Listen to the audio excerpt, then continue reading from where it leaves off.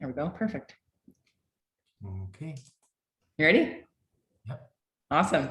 Well, welcome back to Reignite Your Soul podcast. I am your host, Laura Plahuta, and we're here expanding our mind, opening our hearts, and embodying an entirely new way of being. And I am super stoked for this episode. I have Dmitry here, who has been my astrologer for the last couple of years. And he has graciously decided to come on here today to share the magic of what astrology is, share about his story and about some of the big transits and stuff that are going on currently in the world. So thank you so much for being here, Dmitry. You are welcome. I'm very happy to be here. So awesome. So I'd love it. Like, would you be open to introducing yourself? You've been doing astrology now for like over 30 years and you have so much experience. I know you're very, very passionate about it and always learning. So yeah, if you wouldn't mind just sharing a little bit about your story, like how the heck you got into astrology and why you're so passionate about it. I don't even know where to start. Like I've always been, as far as I remember myself, being interested in this since the first charts I think I started to see. It was at first, of course, the common charts, like what everybody reads. But I kind of intuitively saw something in it. I understood the system behind it, since I'm always interested in kind of like world's order and how things are organized in the universe and so on. So I decided that my future learning should be in that direction. And then I dedicated myself to this. Now, with the work-well astrologer, I mean, every astrologer would probably agree with me that you never can stop learning. I mean, it's an ongoing experience. And frankly, regardless how much we know already about astrology, every new chart, personal chart, presents something new. Like there is always something to that. Every person is unique, every destiny is unique, every situation is unique. So you always see those combinations that frankly never repeat in the sky. So everything is always new and always the subject of interpretation. Okay, and one thing that I find the most amazing about astrology is that these formulas always work. I know that's addressing mostly people who are disbelievers, but just like math always works, astrology always works. So when you can blame that something didn't come through exactly as astrologer says, that's a blame of interpretation. But if you go into the hindsight bias and see how exactly it's supposed to be, like when you analyze it after it happened, all the astrological components always confirm that it was exactly by the formula. So formulas always work. It's always a question of interpretation. Okay, and the more experience you get as an astrologer, the more accurate you become. It's always a question of that. Okay. And where was it that you did all of your training and stuff, Dmitry? Like that was back in Ukraine. Well, Ukraine, Russia. Then it was not really at war at that time, so it was kind of back and forth there. I've had amazing teachers and I would say coaches about this because. And funny thing is that most of them actually were university professors and usually physical, mathematical, astronomical. So it's kind of math related disciplines that they were teaching usually in universities or being in scientific labs and so on. And on this, like as a side knowledge, they always like sooner or later, as one of the professors of physics and mathematics told me, who was teaching astrology, said that if you're into it, sooner or later, you discover the astrology for yourself. Most, like I won't say everyone, but a lot of them actually go through that, through the math. Wow, yeah, that's so cool.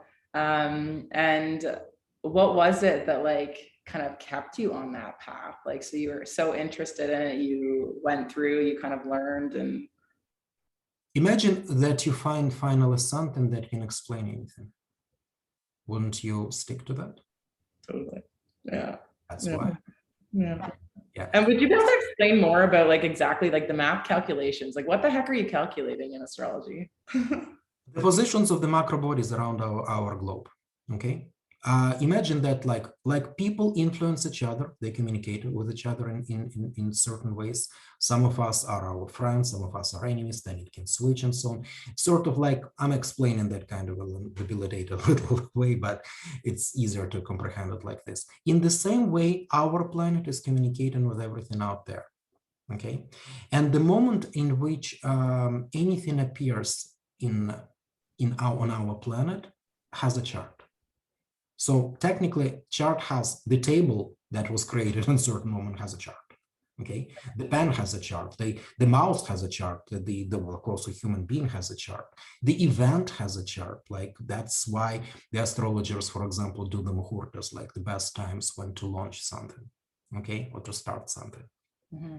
So everything basically that has a place in time has a chart. And how do you explain really the time? By relationship at that moment of the planets towards the Earth. I mean, we see our time by the 24 hours that the globe is turning around itself. So that's a time from the position of one planet. Imagine that if you add 17, 18 planets on it. Then you get much more specific version of time. And then you understand why the certain moment with a certain configuration can never be repeated in space, because there are so many macro bodies involved that by the time, technically, even sort of like or in theory, the same situation can appear again. There are millions of years supposed to come, and by then probably some of those planets will not exist. Right. Yeah. Yeah, it's so complex and so deep. They've been using this for like how long? Like how long does astrology go back in history that they've been using it? Well, the history of astrology, well, there are two schoolings of astrology, by the way. One is called Western or tropical, or also known as Chaldean, Sumerian, some people call it this way. That's the one that most of us know. That's the one that works with signs, that says like, you know, March 20 to April 21, the Uran Aries and so on. So that's the one that more commonly used. But that is actually a build-up on top of much more ancient astrology, the one that is part of Ayurveda. And those who are interested in Indian holistic approach towards life, you know, health, healing, and everything, they know what is Ayurveda is. Well, part of that is called Jyotish or Vedic astrology. That's the one where everything started. And tropical is kind of already built up on top of that. Okay, just a second. Sorry. Hello? Can't talk right now. I have a session. I love it. Well, you'll understand. Totally. Yeah. So yes. So the Vedic, I work with both schoolings. Okay. Usually, people like astrologer, most of the time, you find there are the followers of Vedic or followers of tropical. I find it kind of to be weird. And for people who understand software these days, like computer science and everything, imagine it like this: it's like Windows to DOS. Vedic astrology is a DOS. Everything stays on it, and build up on that is a tropical. Okay. To use only tropical and ignore DOS, you'll never be kind of a specialist enough to understand everything, okay? And being only Vedic also means that you are only judging things from one side. Of course, a lot of astrologers probably disagree with me on that, especially those who think that the Vedic is just good enough for everything, or tropical is good enough for everything. I love both of them, just to put a peace sign between those, you know, arguments. So yeah, I love both of them. I use both of them, and I choose for the question or for a specific chart, for the specific situation, which one to use more. But I always look at both. Right. Wow. Yeah. It's cool that there's the two and that you kind of like use both of them to be able to do it. Cause I know like within our readings that we've done, like it completely blew my mind. So for everybody like listening, I started going to Dmitry at the end of 2020 was when I first started seeing. I think it was earlier than that. I think it was in the fall. I think. Way earlier, I think. No, I think it was only in 2020 because that was when Jen and I were together. Yeah. So, and it was insane, like being able to go through the first session and you like sharing all of this stuff. Or well, actually, first off, I went in there with my birth time and you're like, that's not your birth time. And I'm like, what do you mean? You're like, no, that's not your birth time. And he knew just by looking at the way that I looked, how that wasn't my birth time. We ended up moving the time of my birthday by, I think, 4 or 5 minutes. I think originally it was like 12:54 or something like that in the afternoon, and we moved it to 1:04, and everything was just so bang on with all of the big life events that happened in my life, like so many things, and it was just like, wow. The reason for that is actually, and people not aware of that sometimes, and that's again where tropical astrology, by the way, kick in as well. The age degree there are 360 degrees in the circle, right? The same way in the 360 degrees in astrology, okay? Each degree has a very specific meaning. So in the rising, the ascendant, the point of the rising of the sun or whatever was rising at that moment when you were born is always shown on the appearance, okay? And each degree has a huge, actually massive information about all kinds of things, including the appearance. In the Persian astrology, well, which is mostly tropical, they used it as a calendar of animals and describing each degree as a specific animal. So you look a little bit like that animal, of course, in figurative form. Do you remember what my animal was? Yeah, sorry? Do you remember what my animal was? No, I have to look at the... No, that's okay. I was just curious. Yeah. We can address it next time, yeah. Okay. If you want. So there are all kinds of, like, there are certain lines of character, there are certain lines of appearance and so on, and it always shows. So when you see that the person in front of you doesn't really match that, you know, the degree is wrong. That's so cool. Yeah, and it was just like incredible for anybody that's like really wanting to align more with what the heck they're here on this planet for. Like, it was massive for that, like being able to have clarity on that. And you'll find too, like I found when I did it, like it was already stuff that I knew intuitively, but it was just that confirmation of like what, like the information that you gave me. It was like massive to really confirm that and guide me moving forward. And speaking of confirmation, I often find that with people, like when they come to me with a question and with a dilemma, and they don't know where to turn, after the session, they usually say to me, oh, you just confirmed something that I already understood or something that I already knew. That is always a hindsight bias. That's actually when you know that you've been on. When we have a question, unconsciousness will already know the answer. Yeah. Sometimes we just can't wait till it's going to be revealed to us. So we use the help of astrology or something else, someone else. So, and then when it's revealed to us, it's like, oh, it's so clear. Like, how else? Yeah. Yeah. I often get that. And I guess people usually come to you when they have, like, I know I came to you when I was kind of rolling through some stuff where I was having some doubts, having some uncertainty about where my life direction was going. So I'm assuming that's probably when most people come to you, is when they are feeling kind of a little bit stuck. I'll tell you something, mostly women come like that. Men, a lot of the times, basically come to see what the heck is this. Yeah.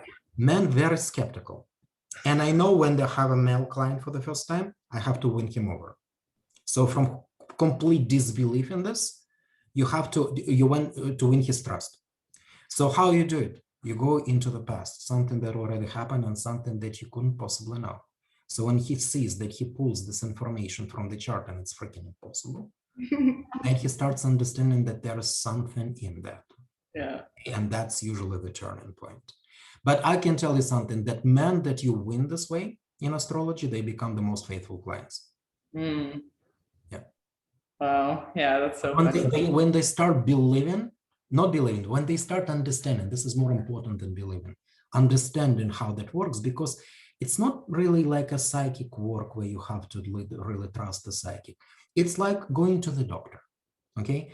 When you have a certain sickness, what their doctor asks you to do the x-ray, to do the lab analysis, and based on this lab analysis and x-ray, he basically explained to you what's there. So if you don't like the doctor or you don't like the explanation, you can grab your x-ray and lab tests and go to another one, and he'll in his own way explain to you exactly the same thing.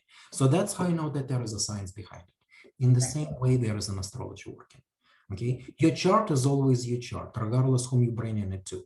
An astrologer will be telling you exactly the same thing, just in different, slightly interpretation.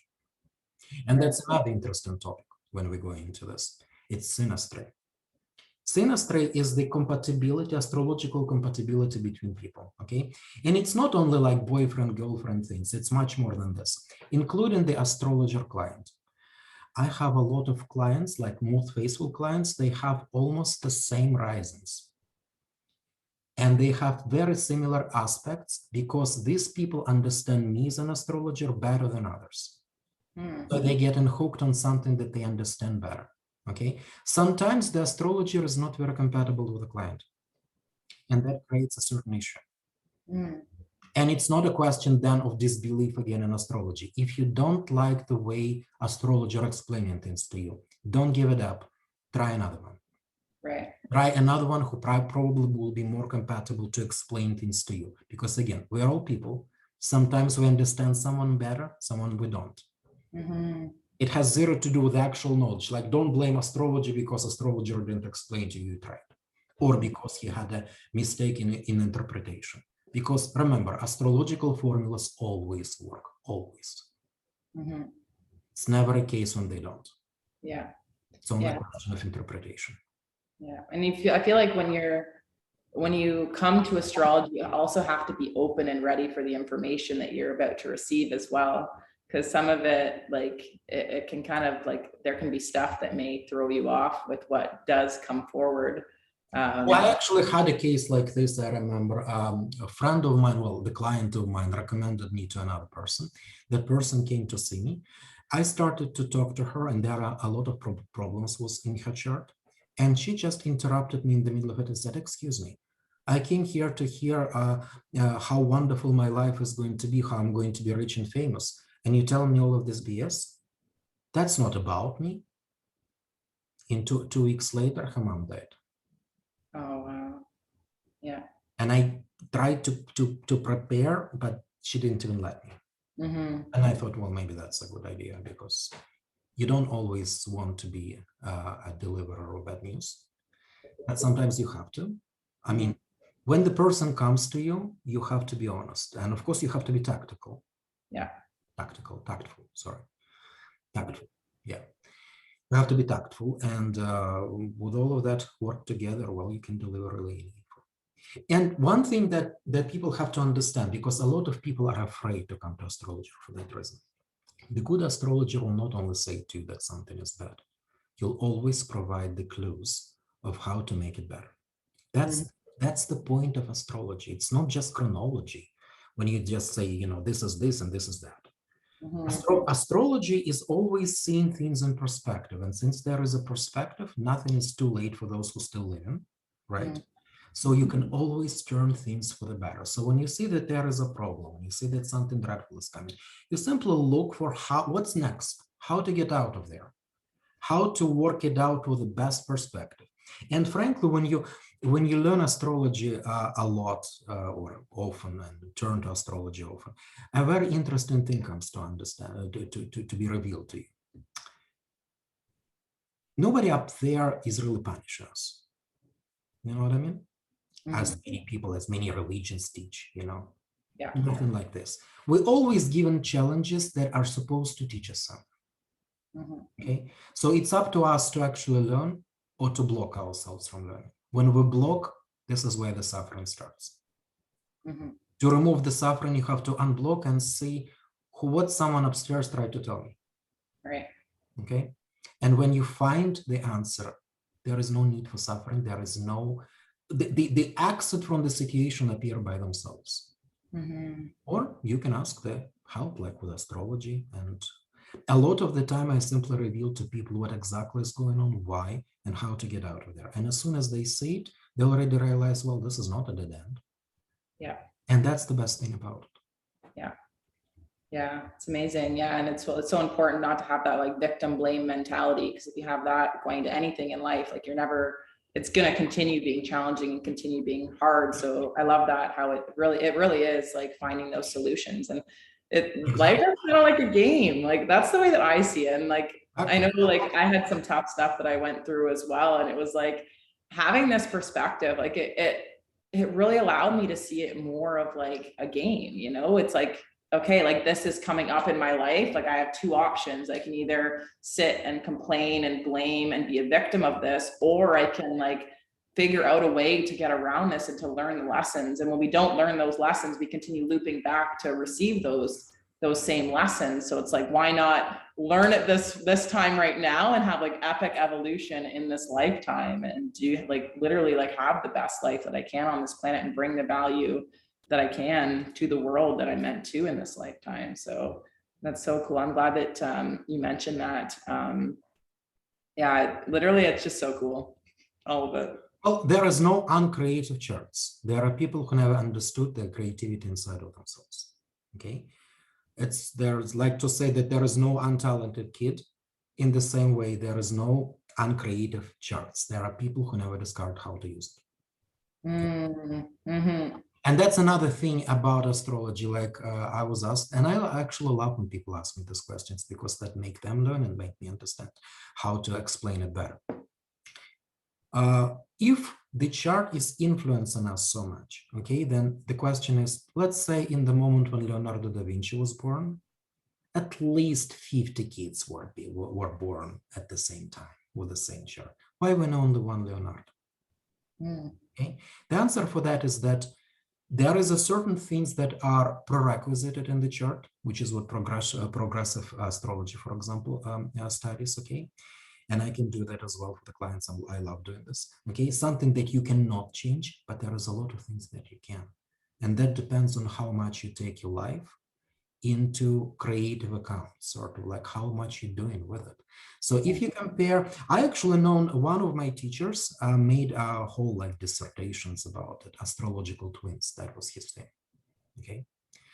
Those who, I don't know if somebody would be watching me from Ukraine here, that's Kharkov astrologer, Felix Kazimirovich Velichko, his name is. Okay, so he actually did this and it's a very interesting work. Okay. It's exactly studying this, how people who have exactly the same charts have kind of different destinies. And when you analyze their biographies, you see interesting things, character as well. It's like the same thing working in a different level. So whatever paths Leonardo went, those who born with him in the same moment went the same path, but in a different level. Okay. So on which level your chart is going to work depends on your own efforts. So let's say there was one Leonardo who took those efforts, others just was sleeping through. Right. Okay. Right. And I guess like the progressive is like the past life stuff, right? Because everybody who's been born here has a different past life as well. So that influence. Yeah, but progressive chart is about it's the main body of the predictive astrology. It consisted of three main steps. Okay, this is the bottom one, the foundation. Progressive chart is studies what you cannot change in your life. It's like when your soul is making the contract before coming here to this incarnation. Okay, there are certain points of the contract that the soul must perform. Okay, and cannot escape it. Okay, so that's what progressive chart is study. I always encourage people who are interested in predictions to start from that, because after that is because that overrides everything. I can find for you the perfect solar, but if your progression says that you're not going to have that luck now, it will override it. Okay. So it's important to study that simply to know what chapter right now you're supposed to work through. Okay, and then when you know what it is, you already know how to enhance it. You know what to change, what you can change in order to make what you have to go through in the best possible scenario, in the best possible option. Okay, astrology is all about studying options, but you study options after you see in boundaries of which you live. Those boundaries is a progressive chart. Right. Yeah, and it's interesting because like with some of the stuff that can come up too, it's like it's like the emotional piece, right? It's like we can have the biggest like expanded view of what goes on, but we're still human and we still have these emotions that come up and we have to learn how to work through those emotions and stuff like that. And that's really what got me interested in the work that I do now with like all of the emotional clearing and stuff that I'm doing now and educating people on like how to utilize their emotions and allow them to flow and not have them so blocked so that they get stuck and trapped in our body. And we're living through all these behavioral loops based off of the emotional traumas that are stored in our body, because it does help you to be able to flow through these life events a lot with more ease as things come up in life, because we're all here and we're going to have different challenges in our life. It's just a matter of how we actually respond to the events that are coming up for us. Yeah. And so what are some of the things that are coming up in the chart like currently? Because there's massive changes that have been going on in the world over the last little bit. There's always massive stuff happening for the planet, but specifically the last couple of years. Yeah, it's actually even started this year. And Mm. it's the year that I frankly was preparing for and trying to prepare people for quite a long time. Wow. What is happening is that starting from 2022, practically right from the beginning of the year, well, from February approximately, okay, the Neptune moved into the cluster of Pisces, which is ruled by Neptune. Neptune is the major planet that has a cycle of 170 years. But the most important thing is that it's a ruler of the last sign of the circle of evolution. The evolution on Earth is starting basically like from Aries, the circle finishing on Pisces. Aries is the youngest, Pisces is the oldest. So in Pisces, it is decided whether or not the spiral of evolution goes up or down. Mm. Whether we're going to evolve or degrade. Okay, it's more though clear like this for a personal chart. For the world is always evolving. It's never degrading. I mean, it has different waves and so on, but it's always sort of coming up slowly. Okay, but every time when we face in the world or in the transit situation, the Neptune transferring into Pisces, it becomes the time of the major exam. So Neptune, what it does.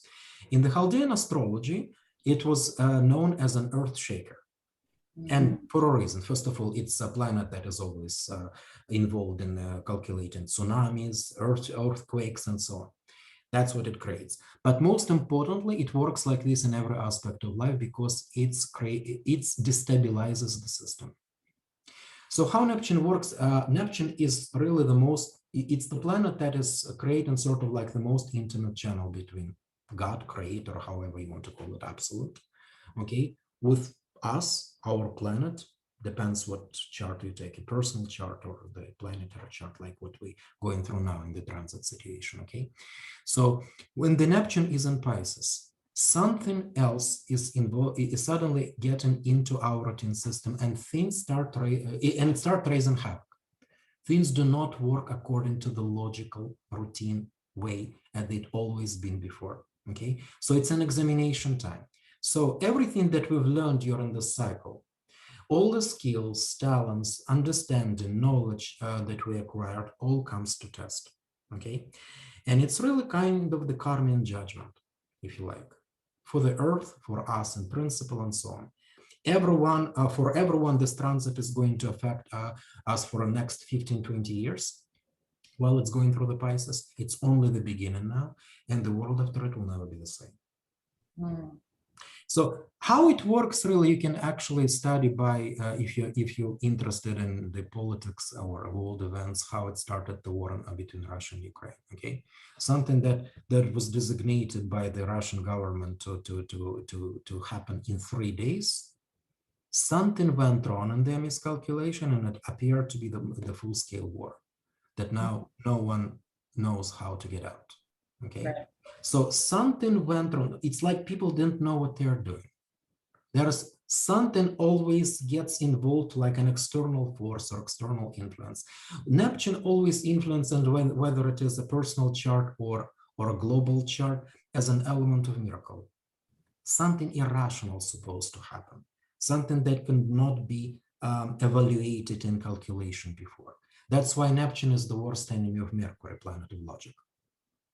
Logic, business, trade, no. Neptune is everything that is unspeakable, everything that is art, visions, talents, okay, but also chaos. So it's something that destabilizes this system and forces you to use everything that you've learned, sort of like in an examinatory way.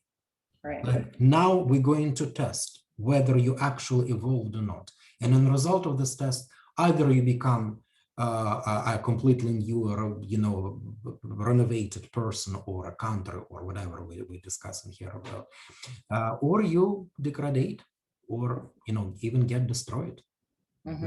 But nothing is going to be the same after it anymore. That's for sure. And always when the Neptune appears strong, we always see the upheaval of some sort of national ideas. In personal chart, for example, the strength of the Neptune, one of the things that it shows, especially in the earth and fire signs, is a nationalistic or national affiliation of the person. Okay, so how much am I don't know, Spanish or French, or what's in the what it means for me, how much you identify yourself with your own ethnicity, with your own ethnic culture, and so on. All of that is Neptune as well. So every time the Neptune in the world is getting in power, we see this nationalistic ideas pronounced. Last time the Neptune was in Pisces, what we saw, for example, ideology. Communism appeared as an idea, okay, and then started to work itself out. The materialism appeared as an idea. Again, new ideology, but also, for example, the work of Friedrich Nietzsche in Germany that later on were used for the Nazist works of Germany, the ideology of Goebbels. He took the Nietzsche's ideas for a foundation. Okay, so all of that happens in the return during the return Neptune to Pisces. Okay, in the personal chart for every one of us, it's actually also the major destabilization, but it's also the appearance of something that we could not predict, like a miracle, some strange serendipities in our life. And in the house where the Neptune becomes ruler, therefore where he enters his own house, because it's Pisces, it's his own place, okay, becomes the target of that destabilization. So I would say for people who, if you know your own charts, who, for example, have Neptune as a ruler of the first 6, 8, and 10 houses, those 4, you will experience the major destabilization. Okay, and I would say that you really should be very careful and probably seek some sort of like help or assistance, because it will be very difficult to understand things by the usual logic. The logic is, again, when Neptune is involved, logic doesn't work. Yeah.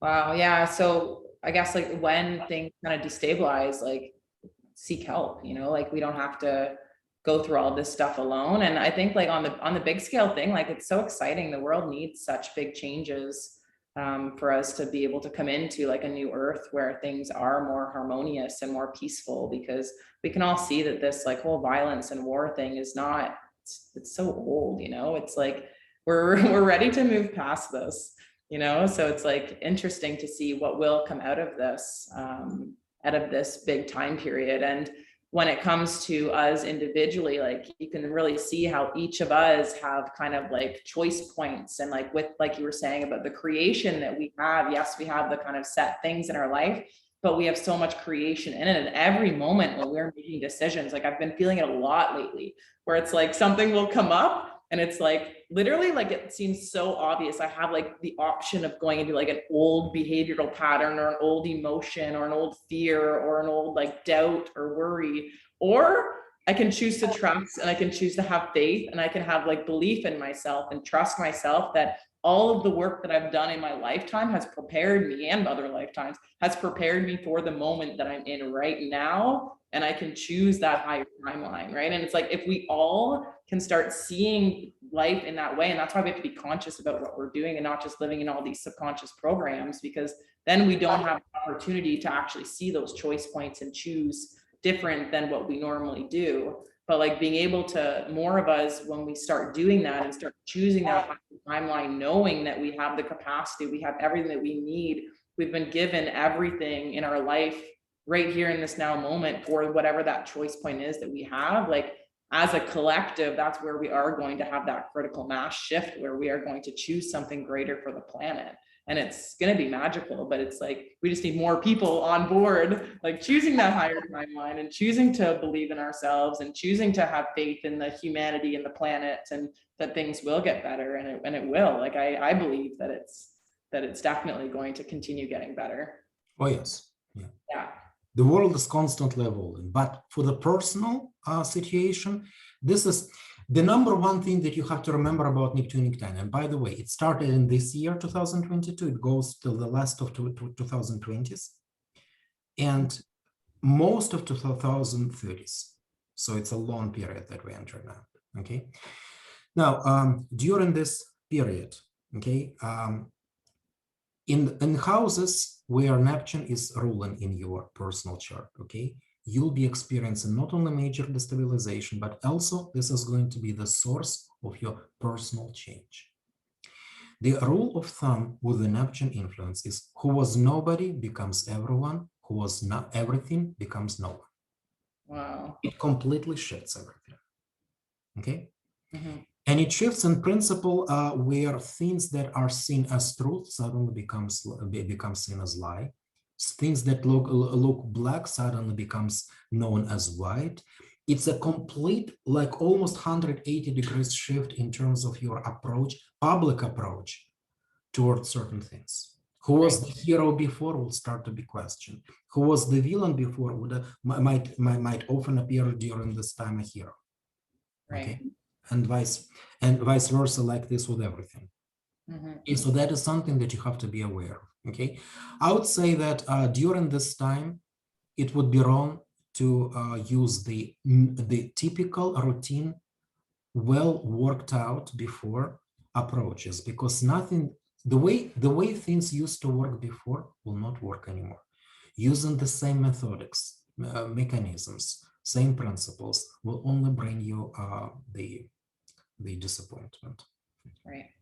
Okay, so I would say seek inside of you the new ways of doing things.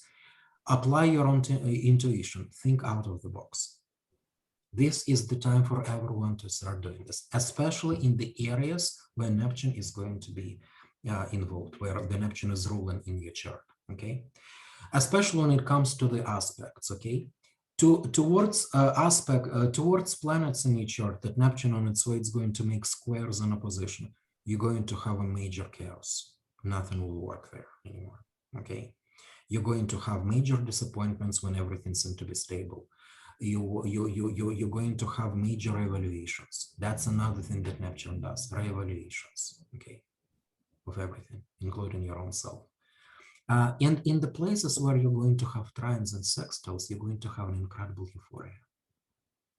Okay, but more importantly is conjunctions. If on its way, Neptune make conjunctions with your own planets, they are going to be those planets, and whatever they mean in your chart, are going to be under the great deal of examination, if you like. Okay, so yeah, that is something that everyone have to be prepared for. I would say the luckiest one probably are the people who have Neptune ruler of the 5th house, of the 11th house, of the 2nd house. Those people will have sudden discoveries of talents that are very much known, very much needed in the world right now. Okay, they can suddenly realize that they are artists out of the blue. They can realize that they are had always been creative, had always this creative load that they never really fully shown to the world or to themselves, even, and so on, and they start doing it. Okay, and as I said, I would very much advise people who have Neptune, the master of the 6th and 8th house, to seek help.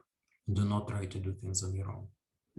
Because you're under major threat, especially when the Neptune is the master of the 8th house.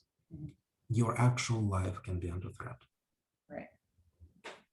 Right. Yeah. And all of this stuff is redirect. So it's better, the way that I see it is better to know and then be able to then work through the emotions and then redirect yourself and continue moving forward than have these big surprises come through. So thank you for sharing that, Dmitry. And I'm curious how all of this relates to like the Age of Aquarius. Well, first of all, Neptune is the elevator of Aquarius. It's a planet that in Aquarius sits on throne. Okay, so during the epoch of Aquarius, Neptune is actually going to be felt better than ever before. What Neptune does in Aquarius, okay, or for Aquarius, it's revealing the enigmas. Everything that has to be that was hidden, everything that was a fairy tale or enigma or mysticism suddenly becomes reality. Okay. So during this time, people will be, at least on theoretical level, discovering a lot of possibilities of the universe, of their own self, rediscovering our body as a certain mechanism, our psychic abilities, our spiritual abilities. All of that will no longer be just the preferences of New Age group, but it's going to be actually global. Okay, and it's going to be on a scientific level. Okay, plus during the epoch of Aquarius, Aquarius is a humanitarian sign. So It's going to be upheaval of the what is called liberal arts. Okay, so people who are interested strictly in economics and political science are going to be not that much popular in incoming ages. Okay, things like astronomy, astrology is going to be, at a certain point, even going to be taught at school. Yeah, I can see that. Okay, it's going to be something that is like a common knowledge, like everyone's supposed to know the basic anatomy about themselves. It will be understood in incoming years that everyone should know their own chart and how to operate it, at least on the basic level before you address the specialist. Okay, so it's all going to be a part of the reality, but for that a certain scientific, like it's going to be revealed scientifically, again, not just from the point of belief or ancient knowledge that says this and that. No, it's going to be like revealed through the modern methods, mechanisms, methodics that is going to prove that the ancient knowledge or ancient wisdom actually had a ground. That ground is going to show the skeptics that it's actually something not to trifle with. And so how long is Aquarius? Because it just started, what, in 2020? When did it start? Oh yeah. First of all, as I said, in these 20 years, we're going to have a major leap forward in that regard. Okay, a lot of you'll see that by the end of 2030s, okay, the civilization completely changes. I mean, the moods of the public will completely change. The understanding of what's good and what's bad and the hierarchy of values in the society will completely change, okay? People will move towards much more communitarian approach. Things like corruption is going to be a major threat, and everyone is going to basically stand up against it, okay? The whole thing going to be reorganized the way that a lot of people who like oligarchs and so on, and oligarchy as an event in the society is going to be diminished. Okay, Aquarian is the sign where the word we are much more important than the word I. Everything that has to do with I is represented by Sun in astrology, which in Aquarius is debilitated. Which means I no longer exist in the Epoch of Aquarius, it's we. It's everything for the common good, okay? It sounds a little bit more like a communistic approach, but in communistic approach, it's actually, there are boundaries everywhere that doesn't really allow your creative individuality to flourish. So it's not going to be like this. It's all going to be about flourishing individualities, but as a group, okay? Something that is supposed to benefit in something, not just personally you or someone else, but everyone. How to change things that in the society that it's beneficial for everyone in every aspect. That's what it's going to be about. In a way, sort of like a Norwegian system that already exists. You know, the discovery of gas and oil there appear to be that it's in the hands of like the nation owns it, not a specific person. In the result, everyone's benefited. Right. Okay. So we already have kind of a predicament of what's going to be like for everyone. Well, that's where the world is going to be going. Right. Right. Which I guess, like, it's a huge time of opportunity. Resources belong to everyone, yeah, regardless which ones, okay? And it's going to be even across the countries. By the way, countries in the Epoch of Aquarius are not going to exist anymore. We're going to be all citizens of Earth. Okay, so that is going to be like, it will be interesting, I guess, sort of like studying in ethnic cultures and all of that, but it's going to be more like forms of art and the actual reality of living. Okay, so that's another thing that is going to happen. But again, of course, all of that will take a long time, and most of it will not be able to see in our lifetime. That will come again. Yeah, we always do. Yeah. Okay. And see the world in that state. Yeah. Yeah, it's exciting. We're kind of at like the beginning of all of this big shift. So like, yeah, there's a lot of stuff happening, but like, it's exciting. Like everything that's going on in this world with opening borders, with creating like European unions and other unions, with expatriations, all of that is already serving that. Okay. Globalization is going to take place, but not in the form where this term was actually invented as an economical form. It's going to be much more liberal form, humanitarian form. Okay. Things like organizations, like, for example, like UNESCO, going to expand its influence because it will be understood that culture of one country is need to survive because it's possessed by all the people on the globe. Okay, and it's important for everyone.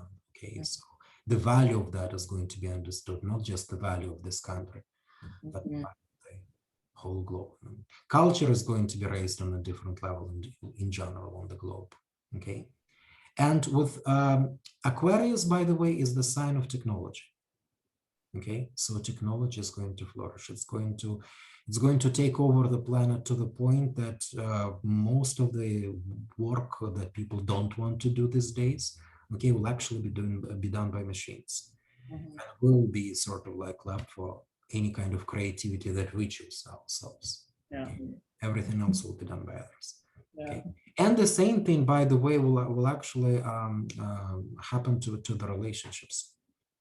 People no longer are going to be dependent so much on the interactual relationship between each other because surrogate's going to be there.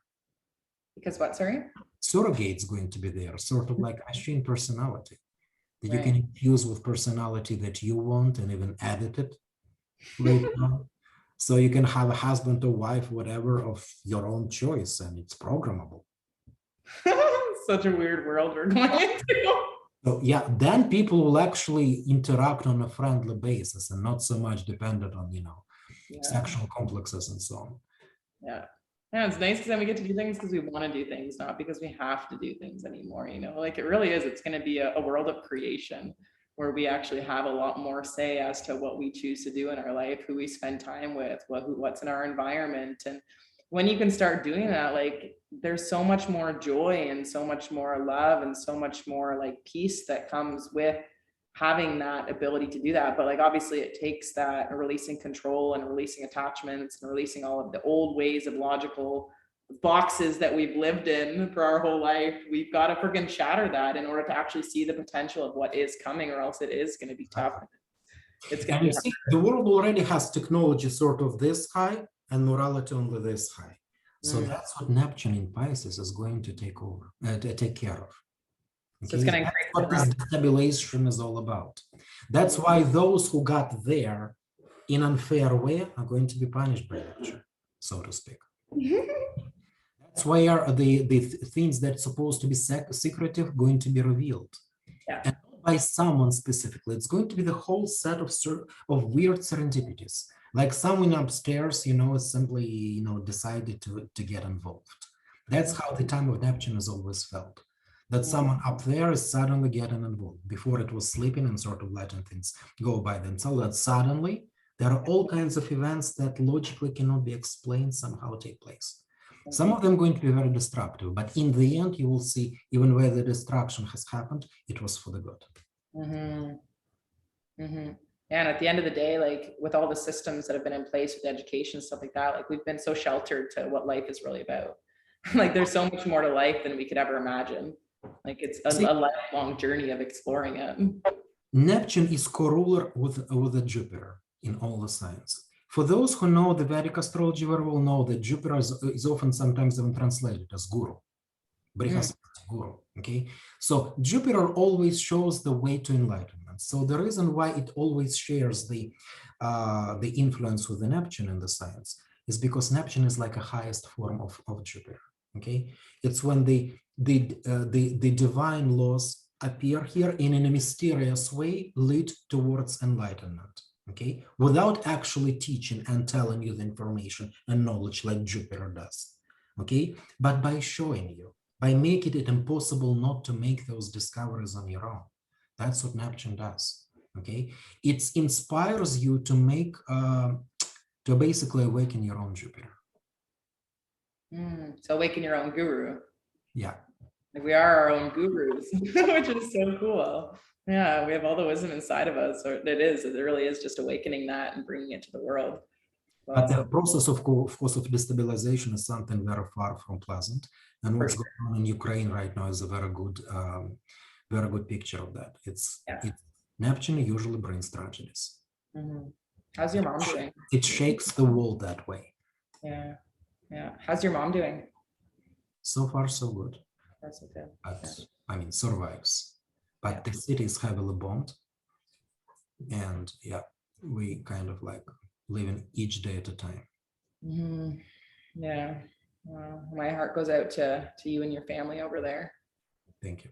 I think it brings out a huge point too, as well, because everybody's going to be going through such different realities right now, that compassion and like really like being in your heart space and not in your mind where there's all this segregation and it's like right or wrong or good or bad or all of these things, like really living from our heart, you know, and really, like you said, like seeing people as human, like we're all coming together on a global scale. We are all human beings. It doesn't matter how much money you make, what your salary is, like what your job is, like all of these different aspects that we've been taught in this society that make you like in a hierarchy. Like the hierarchy is falling, and we're really starting to see everything as like we're all equal. We're all here on this planet wanting to have a good life and live and enjoy and all of these things. So how can we come together in these times? And that's an interesting thing of looking at it again from the Neptunic perspective, because destabilization is going to take place in climatic ways and geographical ways. Their lands will be sliding.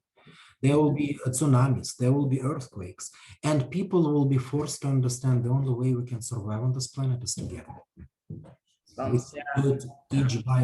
Each bites by himself. No, we can't. Yeah. So we have to look for each other. And if we don't do that, and if each one bites up, those people who can't unite with others, they'll be dying out. There's no other way. And that's Aquarian logic there behind it. I mean, Aquarius is supposed to bring the world together. And another thing, by the way, about the Epoch of Aquarius, and I frankly don't know exactly how it's going to work, but that's what's in the cards, so to speak. During the Epoch of Aquarius, the world is divided in black and white. Okay, so we're going to have two major division between two, so to speak. There will be when you look at the symbol of Aquarian, it's a man who is, that's why it's called Aquarius, or Aquarian, okay, that is pouring from two vessels to water. One is the water of life, one is the water of death. So Aquarius is dividing the world on night and day. You know, if you look at the astrology from the point of Genesis, you know, when the God was creating the world, so to speak, okay, the point of Aquarius is when the night and day were separated, darkness and light. Okay, so that is what's going on to be on our planet. There are going to be a strict division between two completely different mentalities. Okay, and one mentality will be against another, believing that they are righteous. Right. And sooner or later, it's going to be one, because another one will have to die out, not because it's been conquered by another, but because their own system of values will prove them to be wrong. Right. That's how it's going to be. Right. Yeah. And for Vedic astrologers, they know that Aquarius is the sign of Saturnian Mulatrikona, which gives the golden age, so to speak. So the path to the golden age is actually also in the Epoch of Aquarius.